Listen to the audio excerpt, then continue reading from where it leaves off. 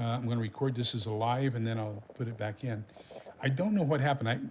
So what happened was I've recorded this 3 times and I deleted the original video. And so now I don't, when I try to upload it to YouTube, it says that the video doesn't exist. So, we'll do what we can do. We're going to do it this way, and then hopefully I'll find a way to get it fixed by next time. So this is the Prepper Pantry Haul for the week ending Saturday, the 12th of April, 2025, and I am Lee, the Cold War Prepper. There are some things that I don't have shown. I picked up another 40-pound bag of dog food, and I've already put up 2 cans of tomato soup. But that really doesn't matter that much. So let's get into what we've got, and I'll show you why I had to redo it the first time. So the first time, I'm kind of focusing on rubber bands this time. I got some Ranger bands, but I had the package flipped over. It showed my address. Had to delete that one. Redid it. That's the one where I can't find. It won't upload to YouTube. So we'll do it this way as a live and then put that back in. Got some oversized rubber bands. This is one for fitting so we can hold trash can liners inside of the 33 or the 55-gallon trash cans. Then we've got some more extra large rubber bands. Same thing, hold trash can liners in trash cans. And to hold other paraphernalia to my bug out bag. I am not a bug out person, but I do have bug out bags. And so, rolling up the sleeping bag and things like that, it's great to have those extra large rubber bands. Picked up a can of Zippo lighter fluid, picked up a jar of oil for the lantern. Cannot find the butane at Sam's anymore. I've tried for the last 3 weeks and just cannot find it. So I picked up a 3-can pack at Academy Sporting Goods. The 3 cans at Academy is the price of 4 cans at Sam's. So I guess I'm going to have to start ordering that online with Sam's. I don't know. Got the Thrive Life order in. Also went and did a Mountain House order so I could do a video. This is what you're going to use along with the butane indoor stove for the first month after shtf, along with MREs and things like that. Just going to have to boil water. There's no odor with the butane, no odor with the boiling water. So you put that in with the chicken fried rice.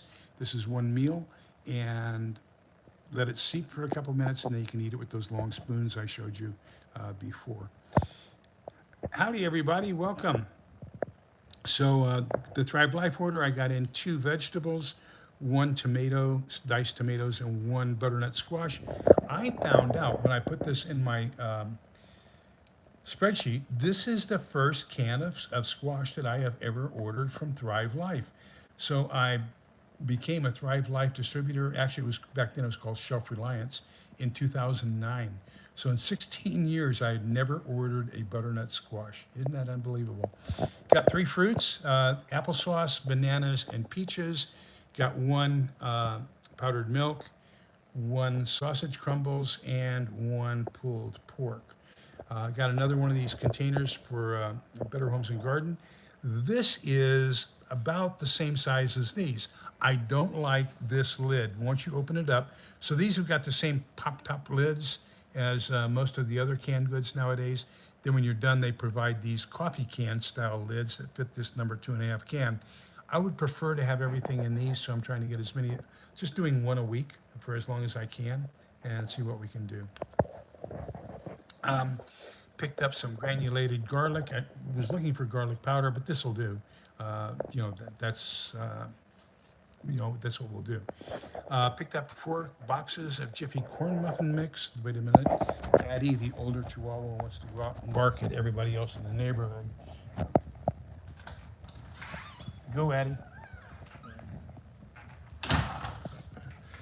So we've got 4 Jiffy Corn Muffin Mixes.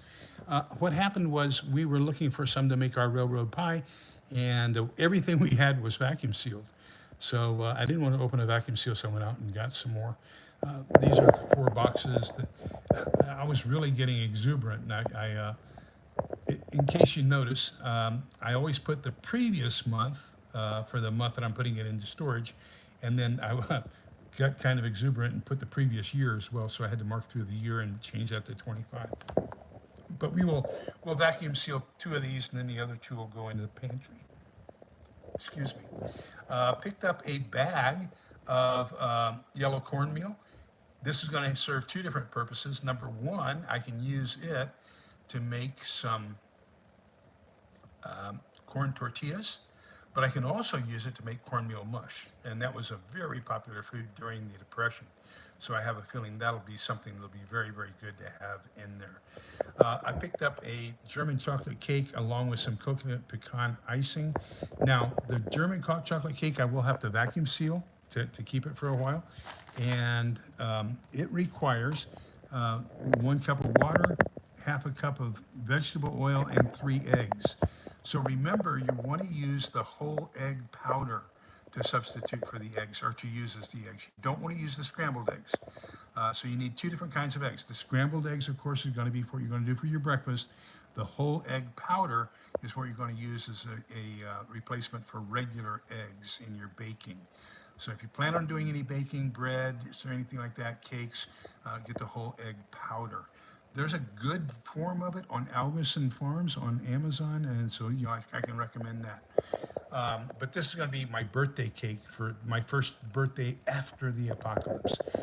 4 packages of seeds, corn, green beans, carrots, and radishes.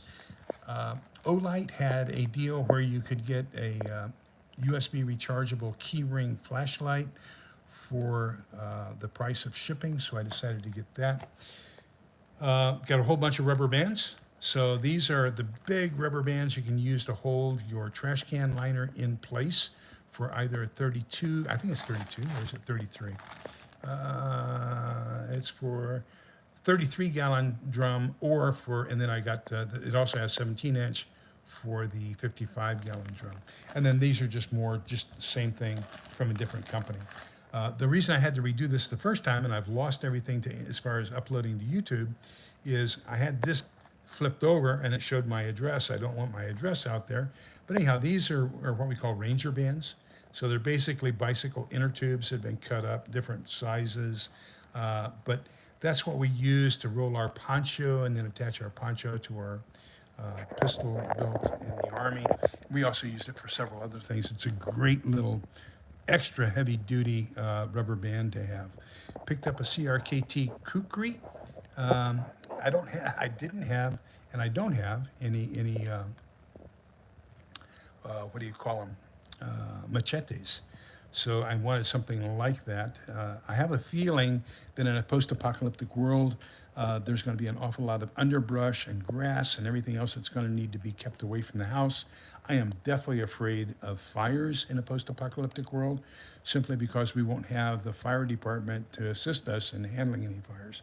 So anything I can do to keep brush away from the house, or anything flammable away from the house, I'm going to try to do to the greatest amount possible. So, I'm also looking at possibility of either a scythe or a sickle to do the same thing. As far as books, so I got in 1,200 Bible verses that, for Catholic apologetics. I purchased The Way of the Cross, one for Helen, one for me. This is our Bible, or not our Bible, Bible book study.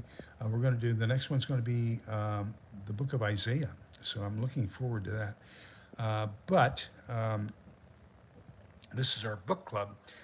So Father High's going to be leading a book club coming up in May. And this is one of the 2 books we'll be reading. This is by Dan Schneider and Father Chad Ripperger. Now, Father Chad Ripperger is probably the most famous exorcist right now in the church. So this is part of that exorcism team. And so this is just information what you can do as an individual to prepare for the spiritual warfare that's going to be happening. Then I picked up the book on St. Vincent de Paul, and he was the priest who went around the streets of Paris and fed the hungry, clothed the naked, sheltered the homeless. And that was, he did that for about 100 years. It was a order of priests that he founded. And so then about 100 years later, Frederick Ozanam said, hey, wait a minute, how come only priests can do that? Why don't you let lay people do that? So we got this as far as the Society of St. Vincent de Paul now is founded by Frederick Ozanam. Oh, there it is. I've got it down below. So I wanted to show you this. I ordered 50 feet of fluorescent orange paracord because I like to put paracord, especially fluorescent orange, on any of my bushcraft stuff. This is my LT Wright Genesis, and you see I need it for my ferro rod. But I like to put fluorescent orange type things on my bushcrafting stuff so that if I drop it out in the field, then it's fairly easy to see. Now, of course, this is a 1095 steel on my knife, so it's going to be silver. Knife out and show you. So the 1095, I have a Scandi grind on this Genesis too, and so that's probably going to reflect an awful lot of light. Yeah, there's some use marks on there. But anyhow, that plus the fluorescent orange paracord should help identify it. Look at the difference between old and new paracord. Isn't that something? I didn't realize that had happened. But anyhow, so we got the fluorescent orange paracord, so we can do that for all of our bushcraft equipment. If you want to do it for your prepper stuff, I would say go ahead. There are those who would say, no, don't do it. You want to be stealthy. I believe, do it. Because if it looks like you're not trying to be stealthy, that's probably going to be more of a gray man type thing. So if you look more bushcrafty and less stealthy, people, I don't know. Maybe they'll leave you alone. Maybe they won't. Only time will tell. Got in the newest edition of Civil Defense Magazine from TACDA, the American Civil Defense Association. And they are urging you to get with your congressman and senator. What happened there? Get with your congressman and senator because it says it's blocking it. Because we don't have a civil defense organization right now, so they want you to contact your congressman or senator and make sure we get some sort of civil defense in place, especially if there's going to be some sort of a nuclear war. Then the last book we got in was Praying as a Family, Growing Together in Faith and Love Each Day Through Prayer. So that's pretty much where we are. I'm on my cell phone, so let me see what kind of comments we have down here so we've got Teresa Buchanan, welcome, Little Lone Prepper. Holly Ivans.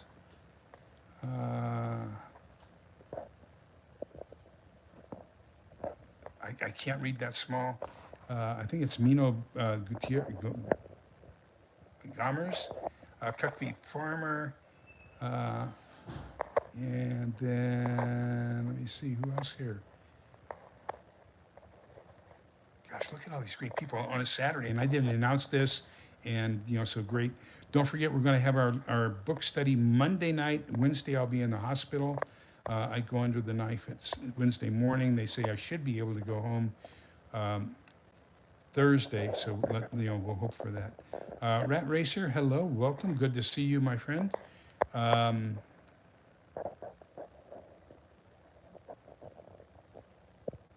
Dweezil McAllister, I guess it is. Welcome, good to see you. And so that's where we are.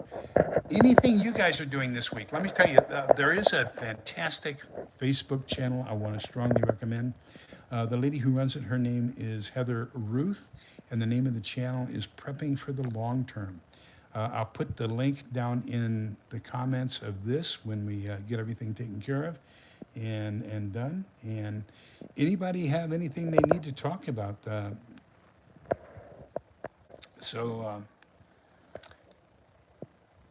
Sue me, yeah. I did not intend for this to be a live. What happened was I did the first video and uploaded it, and then as I was editing it, I noticed that this bag of my Ranger cords I had flipped over and people could see where I live. I didn't want that, so I redid it, and I deleted the first one. And when I redid it, because I deleted the first one, I didn't have any videos to upload into YouTube. So it wouldn't let me upload or select any of my videos to upload to YouTube. So I did it a third time as a live, and so you lucked out, and that's where we are. But yeah, I had not intended for this to be a live. I had intended for it to actually be a short video. But I don't want to make it too long so that people will view it and hopefully people will get ideas on what's going on. Don't forget, we are doing our book club 8 o'clock Monday night, and we'll be doing chapter 8 of our book. Don't forget to check out Heather's Facebook channel, Prepping for the Long Term. It's a great channel, strongly recommend it. And I wish everybody a great weekend. Remember, tomorrow is Palm Sunday, so I hope you get a chance to make it to church tomorrow. It begins Holy Week, and so next, Thursday is Maundy Thursday, so that's the Last Supper, the agony in the garden, the appearance before the Sanhedrin, and then Friday morning we get into going before Pilate and Herod, and then we get into the scourging and the execution, the crucifixion, and so basically that he was basically what they call the 6th hour, which is noon, and died at the 9th hour, which is 3 o'clock in the afternoon. And then Saturday, everything is dark in our church. And then, of course, until the Easter Vigil, which goes after sundown. So it's going to be around 8:30 here in the Central Texas area. So we'll be back in church at 8:30 Saturday evening for the Easter Vigil. And Easter Vigil is one of the longest services we have in the church, usually about 3 or 4 hours long. But we'll be there until after midnight, and that's a celebration of Easter. So I wish you all a happy Easter. I will see you Monday night, and then take care. Stay up with the news. Things are happening, and you need to prepare for it. Thanks for being here, everybody. Take care. Have a great weekend. Love you. Remember that we're all in this together so we can come out the other side together. Please continue to be kind, polite, and respectful to each other, because we're not going to get through this all by ourselves. We need each other. Take care. Bye-bye.